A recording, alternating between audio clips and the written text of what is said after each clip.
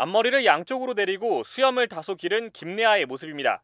범죄자의 인상착의를 기록하는 사진인 이른바 머그샷에 찍힌 모습인데 검찰이 이를 공개했습니다.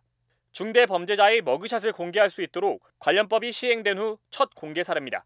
수원지검 사행행위 강력범죄 전담부는 지난 15일 살인 및 살인미수 혐의로 26살 남성 김내아를 구속 기소했다면서 그의 머그샷도 공개한다고 밝혔습니다.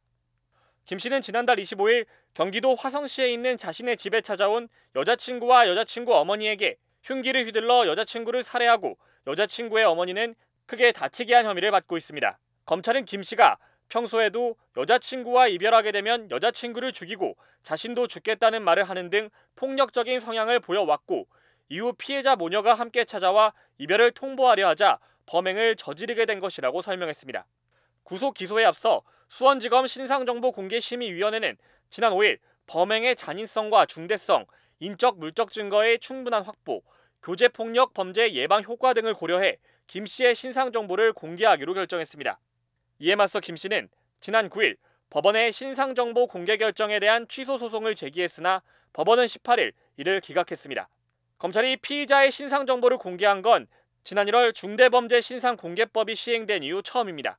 오늘 오전 공개된 김내아의 얼굴과 이름, 나이는 수원지검 홈페이지 고시 공고란에 다음 달 21일까지 30일 동안 게시될 예정입니다. 오피스텔 앞으로 구급차와 경찰차가 잇따라 도착합니다. 얼마 뒤 구급대원들이 침대에 사람을 싣고 와 구급차에 태웁니다.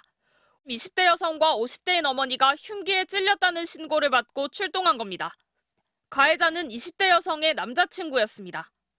20대인 남성은 자신의 집을 찾은 이들 모녀와 말다툼을 벌이다 집안에 있던 흉기를 모녀에게 잇따라 휘두른 것으로 조사됐습니다. 저세이 쾅쾅 치니까 여기 이걸로 봤는데 그 벽에 이렇게 피를 묻어 있어. 그분 다여니까 쓰러지더라고요. 20대 여성은 가슴 등을 크게 다쳐 의식이 없는 상태로 병원에 이송됐다 결국 숨졌습니다. 어머니 역시 옆구리 등을 크게 다쳐 위중한 상태인 것으로 알려졌습니다. 7층에서 범행을 저지른 남성은 계단을 따라 1층으로 내려갔습니다. 남성은 모녀를 찌른 뒤 달아나다 이곳 오피스텔 밖 경비실 앞에서 붙잡혔습니다. 남성은 경비실에 들어가 경찰에 신고해달라고 요청한 것으로 알려졌습니다. 피를 철철 흘리면서 신고 좀 해달라고 누가 쫓아온다고 그러고 전문을 잠그고 그리고 여기 와서 잔뜩 쪼그리고 앉아있는 경찰. 경찰은 붙잡힌 남성이 술이나 마약을 하지는 않은 것으로 보인다며 당초 모녀가 왜 피해자의 집을 찾아갔는지와 정확한 범행 동기 등을 조사한 뒤 구속영장 신청을 검토하겠다고 밝혔습니다. MBC 뉴스 재은유입니다.